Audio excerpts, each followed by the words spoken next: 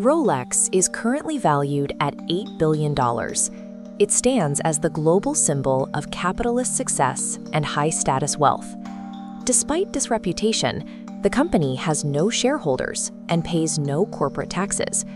Rolex is legally structured as a non-profit charity that can never be bought or sold. Finding the logic behind this corporate mystery requires looking back over a century into the past. The path to this multi-billion-dollar empire begins with a 12-year-old orphan and a stolen inheritance. The unique way Rolex operates today is a direct reflection of Hans Wilsdorf's early experiences with displacement and instability. Hans Wilsdorf was born in Germany to a family that owned a prosperous iron business. That security vanished in 1893 when both of his parents died within months of each other, leaving Hans alone at the age of 12. His uncles took control of the estate and immediately liquidated the family business. They used part of the money to send Hans and his siblings to a boarding school in Bavaria, essentially removing him from his former life. Living as an outsider and facing bullying, Hans turned towards self-reliance. He focused on mastering mathematics and languages, realizing that his own skills were the only things no one could take from him. At 19, he left Germany for Switzerland to work as an apprentice for a pearl exporter. There, he learned how the luxury market functioned by grading and packaging high-end jewelry. A former classmate soon offered him a job in Le Chaux de Fonds, the center of the Swiss watch industry. Working for a major exporter, he spent his days winding hundreds of pocket watches and verifying their precision. This exposure to the mechanical world of timepieces provided the control Hans lacked in childhood. Every gear and spring followed a predictable, exact logic. In the early 1900s, pocket watches were the only respectable choice for men. Wristwatches were widely mocked as feminine jewelry, seen as too small to be accurate and too fragile for daily use. Hans believed that convenience would eventually outweigh tradition. In 1905, he moved to London and partnered with his brother-in-law to start his own watch business, specifically targeting the development of reliable wristwatches. By 1908, he needed a name that looked elegant on a dial and was easy to pronounce in any language. He combined letters until he found a 5-letter word that fit: Rolex. His growth was steady until the First World War broke out, creating a sudden, violent shift in what the world required from a watch. On the battlefield, digging into a pocket to check a watch was a dangerous distraction. Soldiers needed to see the time instantly while keeping their hands free for combat.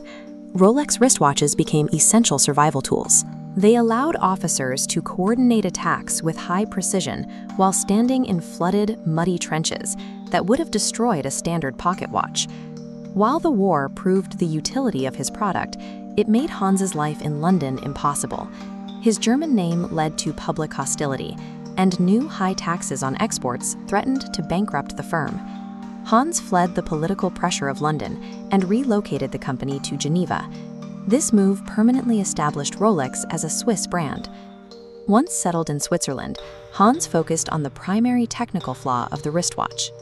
Dust and moisture constantly seeped into the cases, corroding the delicate internal movements. This diagram shows the 1926 breakthrough known as the Rolex Oyster. It featured a system where the bezel, caseback, and winding crown were separate components that worked together to protect the movement. These parts were screwed down against the middle case to create a hermetic seal. This engineering made the watch the first in history to be truly waterproof. Even with the engineering finished, the public didn't believe it. The idea of a mechanical watch surviving underwater seemed impossible to consumers at the time. Hans looked for a way to provide undeniable proof. He convinced a British swimmer named Mercedes Gleitz to wear a Rolex Oyster while she attempted to swim across the English Channel. Gleitz swam for over 10 hours in freezing, turbulent water. Though she didn't finish the crossing, the watch was pulled from the ocean in perfect condition and was still keeping accurate time. To maintain the hype, Hans required his dealers to display Rolex watches inside fish bowls. Customers walking past shop windows saw the watches ticking steadily underwater, surrounded by live fish. Hans understood that superior engineering was only half the battle. He used these visual spectacles to shatter public doubt and turn a technical achievement into a global sensation. Even the Oyster had a weakness. To wind the watch, the wearer had to unscrew the crown daily. This constant movement eventually wore down the threads, allowing moisture to leak back into the case. This chart explains the 1931 solution, the Oyster Perpetual.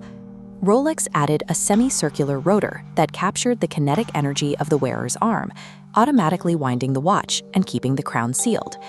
Rolex tested these new models on high-altitude flights over Mount Everest and on the wrists of world record drivers, proving they could withstand extreme vibration and freezing temperatures. The company's momentum was once again interrupted by the Second World War. Exporting goods from Switzerland became difficult and expensive, cutting Rolex off from its most important international markets. During this period of global uncertainty, Hans faced a final personal tragedy. In 1944, his wife, Florence, passed away. Hans was back where he started as a 12-year-old boy. He controlled a massive fortune and a global empire, but he was alone with no heirs to carry it forward. Remembering how his own family's business was liquidated by relatives after his parents died, Hans looked for a way to make Rolex permanent. He transferred 100% of his ownership shares to the Hans Wilsdorf Foundation. He turned his life's work into a charitable trust. This structure is why Rolex remains a nonprofit today. It cannot be sold, it cannot go public, and its profits are used to support social causes rather than paying shareholders or taxes.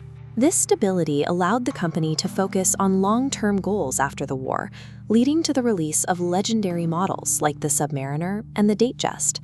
In 1985, Rolex advanced its permanence by using 904L steel. Difficult to forge but virtually indestructible, this alloy ensures watches outlive their owners. Hans Wilsdorf built a legally and structurally indestructible legacy, ensuring that his life's work would remain exactly where he left it.